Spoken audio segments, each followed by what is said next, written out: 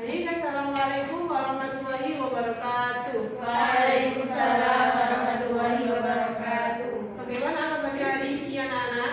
Alhamdulillah.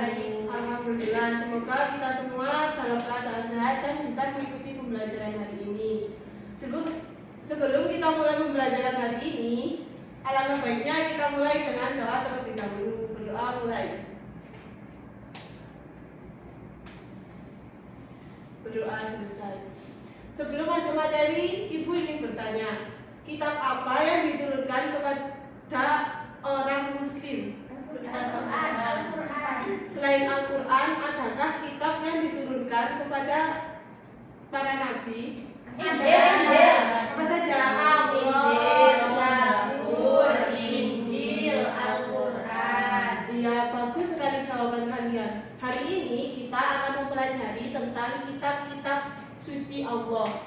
Tujuan pembelajaran kita hari ini yaitu peserta didik diharapkan mampu membedakan antara kitab dan suhuf. Yang kedua, siswa mampu mengidentifikasi kitab-kitab yang wajib diimani. Kemudian, siswa mampu memahami isi pokok kitab Taurat, Zabur, Injil, dan Al-Quran. Kemudian, siswa mampu menunjukkan dan menerapkan perilaku yang mencerminkan keimanan kepada kitab-kitab Allah dalam kehidupan sehari-hari. Materi yang pertama yaitu tentang pengertian kitab dan suhuf. Menurut kalian, kitab dan suhuf itu beda atau sama? Beda. Ya, jawabannya beda karena kitab adalah wahyu Allah yang diturunkan kepada para rasul untuk disampaikan kepada umat manusia dan sudah dibukukan dan isinya lebih lengkap. Sedangkan suhuf adalah wahyu Allah yang diturunkan kepada para rasul dalam bentuk lembaran-lembaran yang terpisah dan belum dibukukan secara lengkap.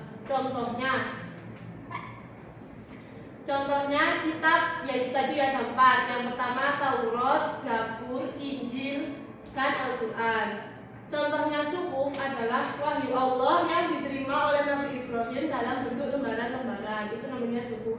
Coba Mbak Marsa, apa perbedaan utamanya kitab dan suhuf? Kalau kita sudah dibukukan, kalau suhuf itu masih lembaran. Iya, tepuk tangan untuk kalian semua. Selanjutnya kita masuk kepada kitab-kitab Allah. Yang pertama ada kitab Taurat. Kitab Taurat ini diturunkan kepada Nabi Musa alaihissalam. Kitab ini diturunkan untuk menjadi pedoman bagi Bani Israel. Isinya tentang hukum-hukum, perintah, larangan, dan aturan kehidupan yang harus dijalankan oleh umatnya. Yang kedua ada kitab Zabur. Kitab Zabur ini diturunkan kepada Nabi Daud alaihissalam. Kitab ini isinya berupa pujian, doa, nasihat, dan zikir kepada Allah yang mengajarkan umatnya untuk selalu bersyukur dan mengingat Allah. Menurut anak-anak, bagaimana cara kita bersyukur kepada Allah? Dengan cara kita membaca kitab-kitab ini dan mempelajarinya. Ya, pintar sekali Mbak Anita. Kemudian yang ketiga ada kitab Injil. Kitab ini diturunkan kepada Nabi Isa alaihissalam. Kitab ini diturunkan sebagai petunjuk bagi Bani Israel. Isinya tentang keimanan kepada Allah, kasih sayang, kedamaian, dan akhlak yang mulia.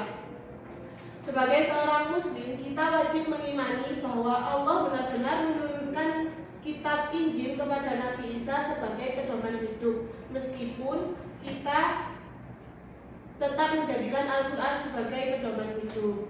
Kemudian kitab Al-Quran. Kitab Al-Quran ini diturunkan kepada Nabi siapa? Muhammad. Ya, kitab Al-Quran ini diturunkan kepada Nabi Muhammad SAW secara berangsur-angsur melalui malaikat Jibril. Al-Quran merupakan kitab suci terakhir yang fungsinya sebagai penyempurna kitab-kitab sebelumnya dan berlaku untuk seluruh umat manusia hingga akhir zaman.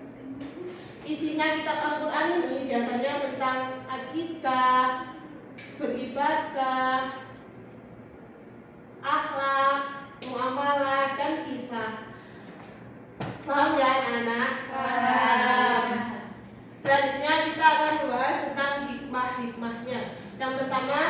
ada menambah keimanan kepada Allah Subhanahu wa taala. Kemudian menjadikan Al-Qur'an sebagai pedoman hidup. Kemudian mendorong untuk berbuat baik, terus menjauhi larangan Allah dan memiliki akhlak yang mulia.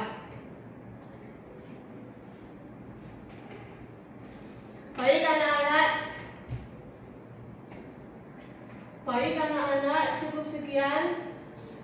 Sebelum kita tutup, coba siapa yang bisa menyebutkan 4 kitab dan penerimanya. Ayo Mbak Nadia. Injil, Zabur, Taurat, Al-Quran. Beserta penerimanya. Ayo diulang. Injil, Nabi Isa.